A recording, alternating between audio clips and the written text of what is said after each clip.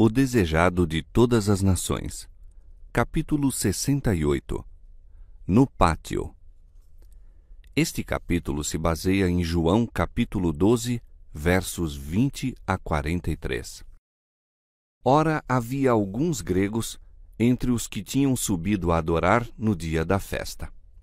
Estes, pois, dirigiram-se a Filipe, que era de Betsaida da Galileia, e rogaram-lhe, dizendo: Senhor, queríamos ver a Jesus. Filipe foi dizê-lo a André, e então André e Filipe o disseram a Jesus.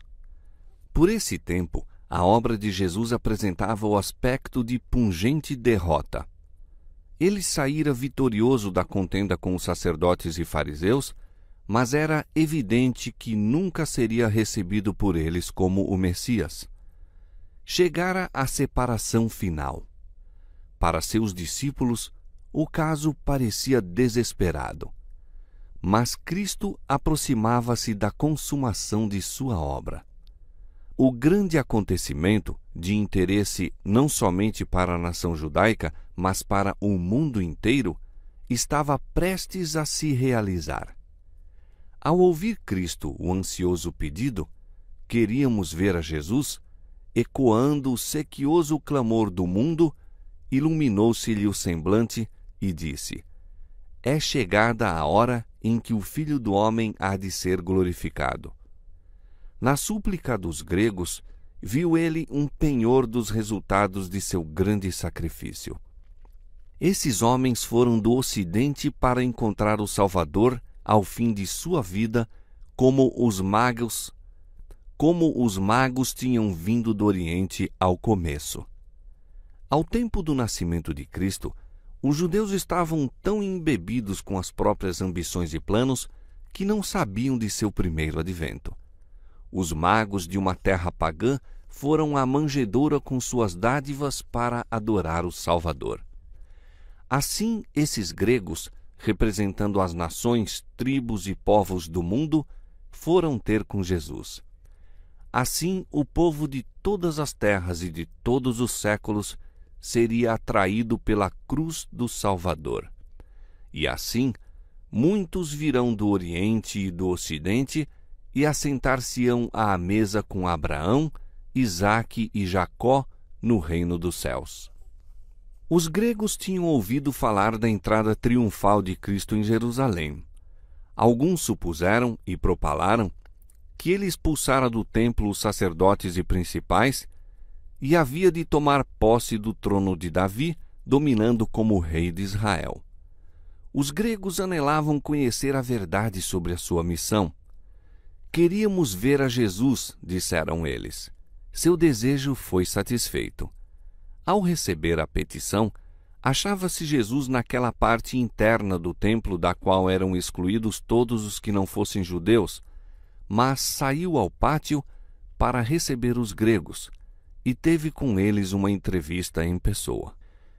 Chegara a hora da glorificação de Cristo.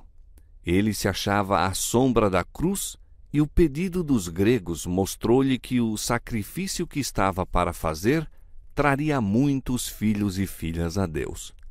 Sabia que os gregos o haviam de ver em breve numa posição que mal sonhavam agora.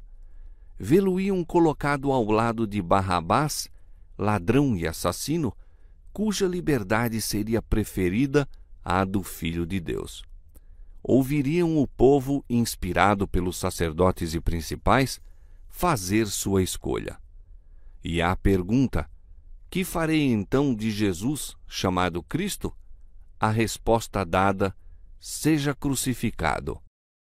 Viu nesses estrangeiros as primícias de uma grande colheita, quando a parede divisória entre judeus e gentios fosse derribada e todas as nações, línguas e povos ouvissem a mensagem de salvação. A antecipação desse fato, a consumação de suas esperanças, acham-se expressas nas palavras: é chegada a hora em que o Filho do Homem há de ser glorificado. O caminho pelo qual essa glorificação se havia de operar, porém, não estava nunca ausente do Espírito de Cristo. A reunião dos gentios devia seguir sua morte próxima. Unicamente por sua morte podia o mundo ser salvo. Como um grão de trigo, o Filho do Homem devia ser deitado no solo e morrer e ser enterrado fora das vistas, mas havia de viver outra vez. Cristo apresentou seu futuro ilustrando-o com coisas da natureza para que os discípulos compreendessem. O verdadeiro resultado de sua missão havia de ser atingido por sua morte. Na verdade vos digo que se o grão de trigo caindo na terra não morrer, fica ele só. Mas se morrer, dá muito fruto. Quando o grão de trigo cai no solo e morre, germina e dá fruto. Assim a morte de Cristo daria em resultado frutos para o reino de Deus. Em harmonia com a lei do reino vegetal, a vida havia de ser o resultado de sua morte. Os que lavram o solo têm sempre diante de si essa ilustração. De ano para ano conserva o seu abastecimento de cereais, por assim dizer, atirando fora a melhor parte. Por algum tempo deve ela estar oculta na cova, sendo cuidada pelo Senhor. Então aparece a haste, depois a espiga e depois o grão na mesma. Mas esse desenvolvimento não pode ter lugar a menos que o grão seja enterrado fora das vistas, oculto e, segundo todas as aparências, perdido. A semente enterrada no solo produz fruto e esse é, por sua vez, plantado. Assim se multiplica a messe.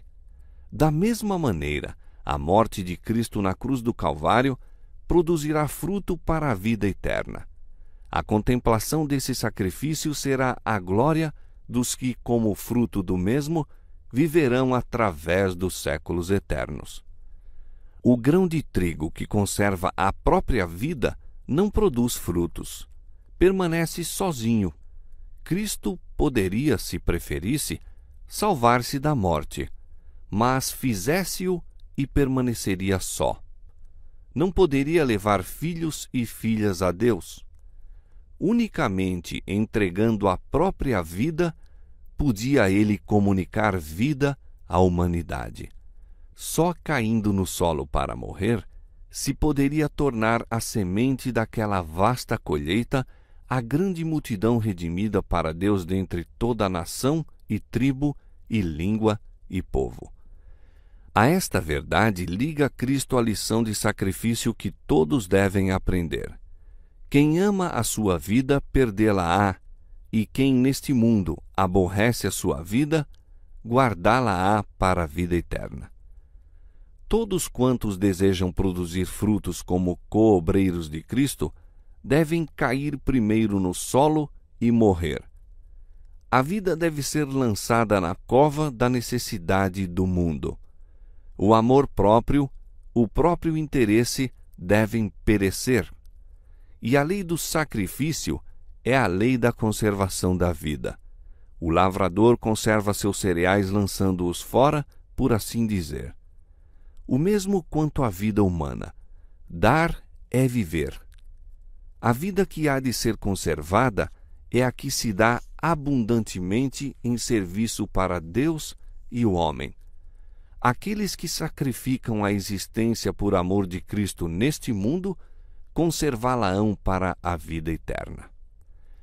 A vida gasta para o próprio eu é como o grão que se come. Desaparece, mas não há aumento. Junte o homem para si tudo quanto pode. Viva, pense e faça planos para o próprio proveito. Sua vida passará, no entanto, e ele nada terá.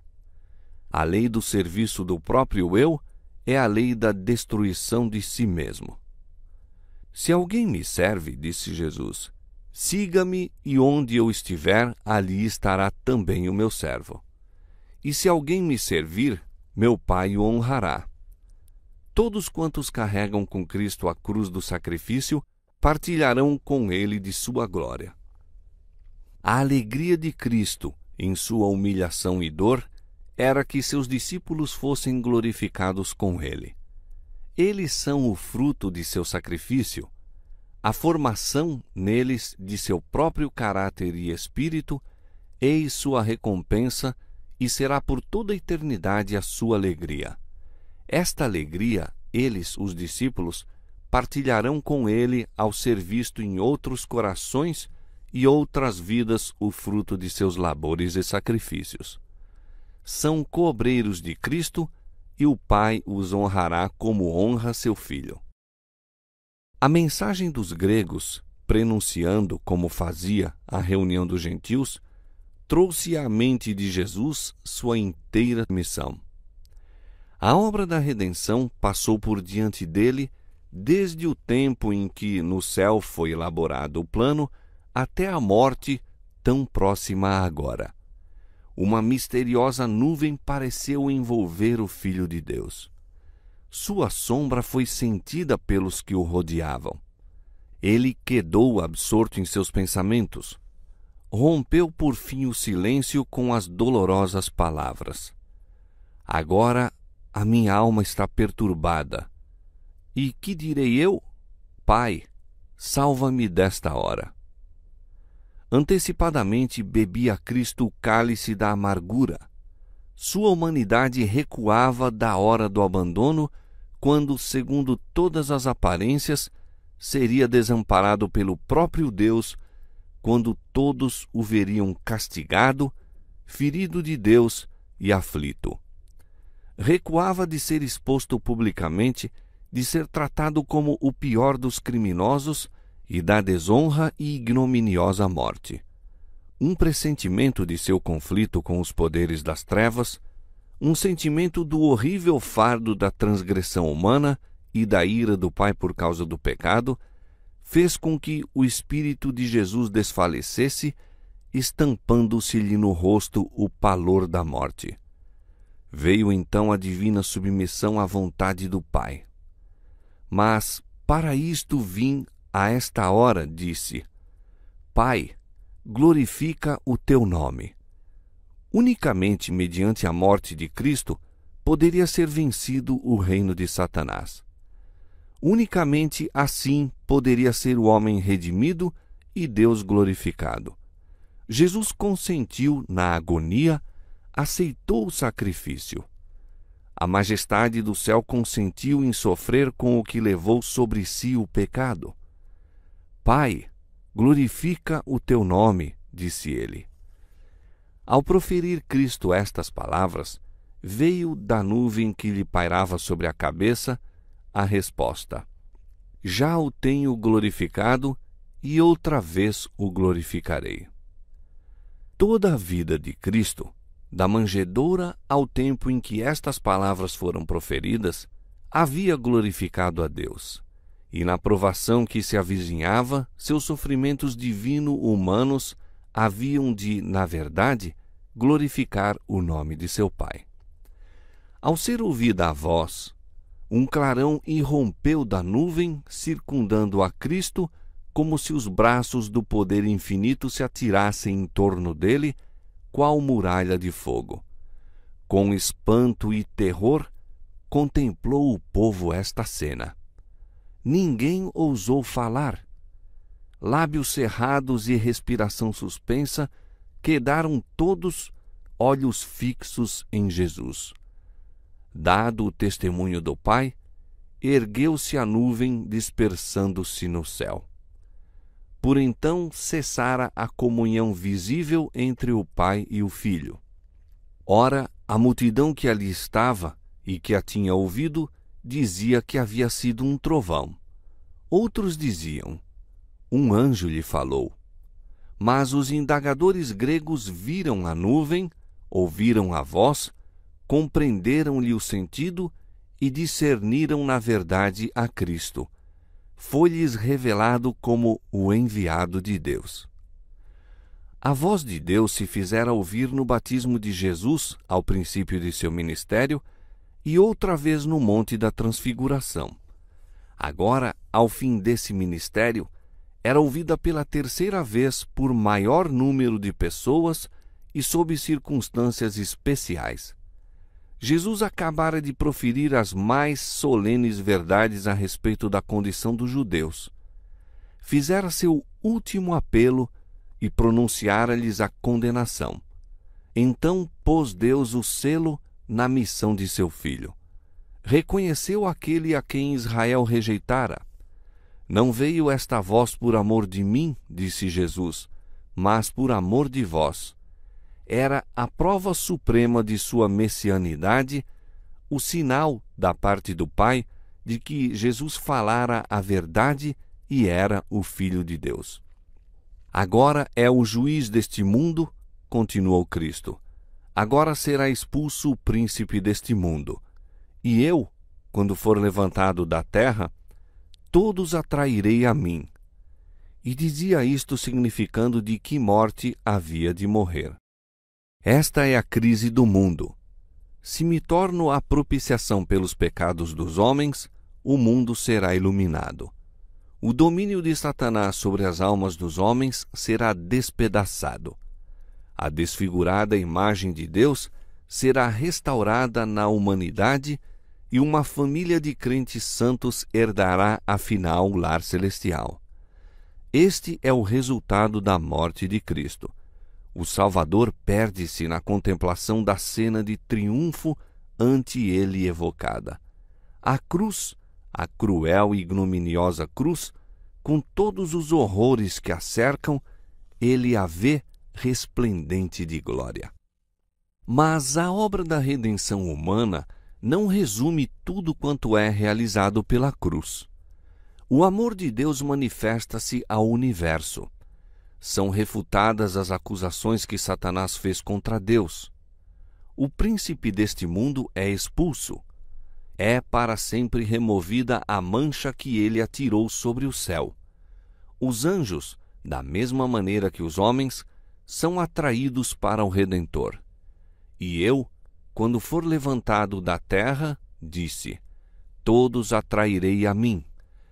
Muita gente estava aglomerada em volta de Cristo ao proferir ele estas palavras, e um disse, nós temos ouvido da lei que o Cristo permanece para sempre. E como dizes tu que convém que o Filho do Homem seja levantado? Quem é esse Filho do Homem? Disse-lhe, pois, Jesus, a luz ainda está convosco por um pouco de tempo. Andai enquanto tendes luz, para que as trevas vos não apanhem.